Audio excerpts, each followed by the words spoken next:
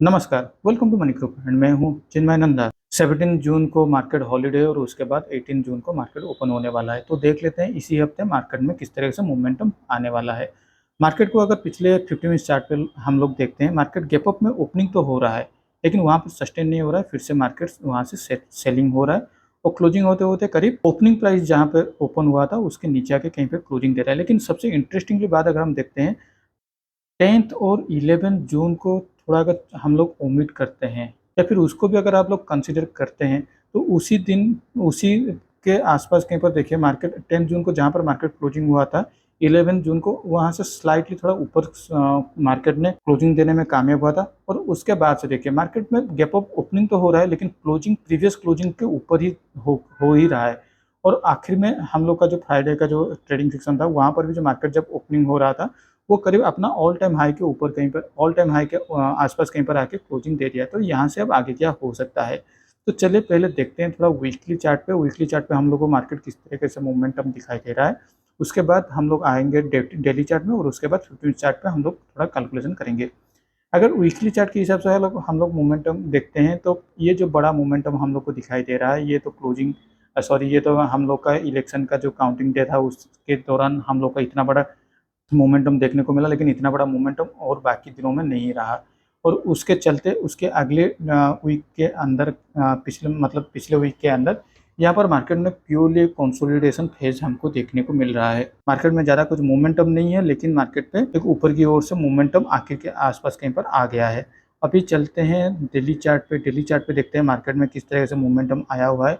Daily chart पे भी अगर हम लोग मोमेंटम देखते हैं, तो ये जो 4 जून का जो मोमेंटम को अगर हम लोग छोड़ देते हैं, 5 जून को मार्केट ने फिर से रिकवरी होने दे दिया था। और उसके बाद से पिछले हफ्ते की अगर हम लोग बात करते हैं, तो यहाँ पर देखिए मार्केट प्योरली कंसोलिडेशन फेज में मार्केट चला गया है। और हम लोग भी ये कंटिन्यूसली भी बोल रहे हैं कि मार्केट इस टाइम पे ये जगह पर इस पॉइंट पे जितना टाइम स्पेंड करेगा मार्केट के लिए उतना ही अच्छा है। हाँ, यहाँ पर थोड़ा डिफिकल्ट ये हो जाता है मार्केट अभी कब ट्रेंडिंग मार्केट आने वाला है, क्योंकि जितने भी हम लोग का पिछले हफ्ते के ट्रेंडिंग सेशन में जितने भी हम लोग मोमेंटम देखे हुए थे, वो सारे साइडवेज और वोलेटाइल मार्केट में कन्वर्ट हो चुके थे।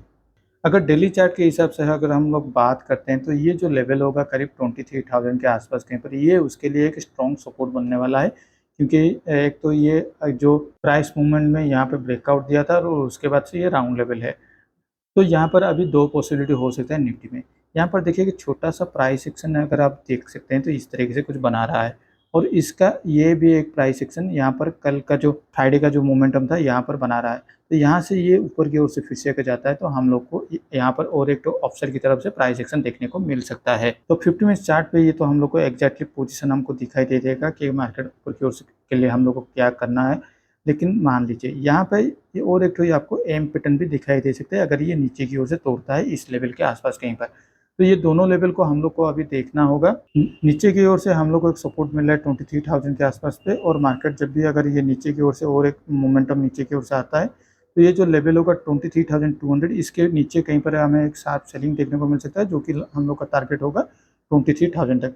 तो अभी चलते हैं निफ्टी के 50 मिनट चार्ट पे, हम लोग देखते हैं कि ऊपर की साइड की ओर से प्राइस एक्शन बनाता है, तो हम लोग को कहाँ पर पोजीशन लेना चाहिए। निफ्टी के अगर 50 मिनट चार्ट पे हम लोग आते हैं, तो मार्केट में ये जो लेवल है 23,500 के आसपास कहीं पर, ये मार्केट के लिए एक अच्छा खासा एक ब्रेकआउट लेवल बन सकता है। तो हम लोग जहाँ पर भी ये देख रहे थे ऊपर की ओर से डेली चार्ट में हम लोग को मोमेंटम जो दिखाई दे रहा था, वो करीब 23,500 के ऊपर कहीं पर आने वाला है।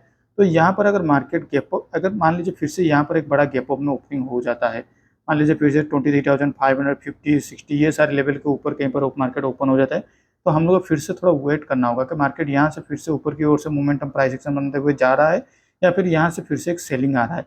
अगर सेलिंग आ रहा होगा, तो मार्केट को 23,500 के आसपास कहीं पर एक हॉल्ट मिलेगा। यहाँ पर थोड़ा टाइम स्पेंड करने के बाद, या अगर ये फिर से यू टर्न ले रहा है, तो हम लोग यहाँ पर बाइंग के लिए प्लान आउट कर सकते हैं। या फिर ऊपर की ओर से एक बड़ा गैप अप में ओपनिंग होने के साथ ही अगर यहाँ से फिर से कोई 5 मिनट्स में भी प्राइस एक्शन बनाता है, तो ही जाके हम लोग बाइंग के लिए प्लान आउट करेंगे। अदरवाइज यहाँ पर फिर से ओपनिंग तो गैप अप में हो जाएगा, लेकिन फिर से ये मार्केट नीचे की ओर से सेलिंग की तरफ से आ जाएगा।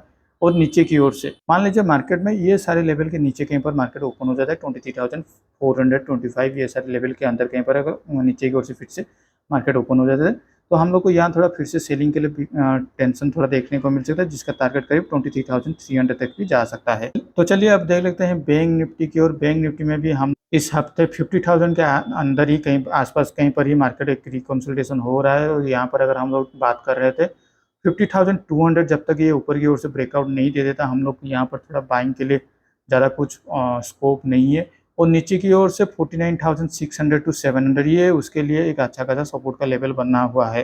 तो यहाँ पर भी मार्केट जब तक 50,200 के ऊपर नहीं आ जाता ये उसके लिए रेजिस्टेंस की तरफ काम करेगा। तो अगर मार्केट यहाँ पर गैप अप में ओपनिंग हो जाता है 50,200 के आसपास, तो यहाँ पर भी निफ्टी की तरह हम लोग को 5 मिनट्स में अगर कहीं पर भी प्राइस एक्शन दिखाई देता है तो ही जाके हम लोग यहाँ पर भी ऊपर की ओर से बाइंग के लिए प्लान आउट करेंगे।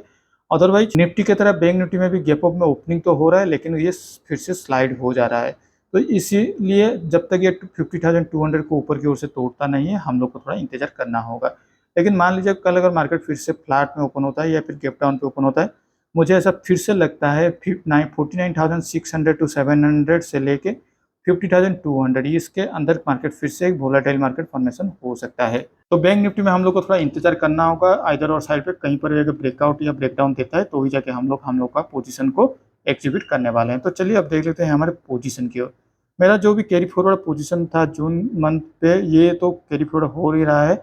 उसके साथ मैंने फ्राइडे के दिन एक जुलाई मंथ का भी कुछ हेजिंग पोजीशन मैंने ले लिया हूँ, जहाँ पर 24,200 कॉल ऑप्शन को मैंने बाय किया हूँ। तो उसके साथ 24,400 कॉल ऑप्शन को मैंने सेल किया हूँ। तो दूसरी ओर मेरा जो पुट ऑप्शन है 22,800 पुट ऑप्शन को मैंने बाय किया हूँ। तो वहाँ पर 22,600 पुट ऑप्शन को मैंने सेल किया हुआ हूँ। जून मंथ के हिसाब से जुलाई मंथ का ये जो पोजीशन है मैं ये इसको थोड़ा और भी ज़्यादा आगे की ओर जो स्ट्राइक प्राइस है उन लोग उसको मैंने लिया हूँ। इसके पीछे का लॉजिक अगर देखो तो जुलाई मंथ में अभी भी एक्सपायरी के लिए बहुत दिन है और उसी हिसाब से मुझे जो ब्रेकिंग पॉइंट्स है उनको भी मुझे उसी हिसाब से मैनेज करना होगा। लेकिन हाँ, इसको मैंने जून हो या जुलाई मंथ का जो भी मेरा जो ये जो पोजीशन है, इस पोजीशन को मैं पूरा डेट के लिए होल्ड करके नहीं रहने वाला हूँ। जहाँ पर भी मुझे एक अच्छा खासा प्रॉफिट मिलेगा मैं यहाँ से एग्जीक्यूट हो जाऊँगा, क्योंकि मार्केट अभी एक अच्छा ट्रेंडिंग मार्केट होने के बाद मार्केट कंसोलिडेशन हो चुका है। तो यहाँ पर कहीं पर भी किसी भी मूड पे मार्केट फिर से ट्रेंडिंग हो सकता है। तो आज के लिए इस वीडियो में बस इतना ही। Thank you for watching my video.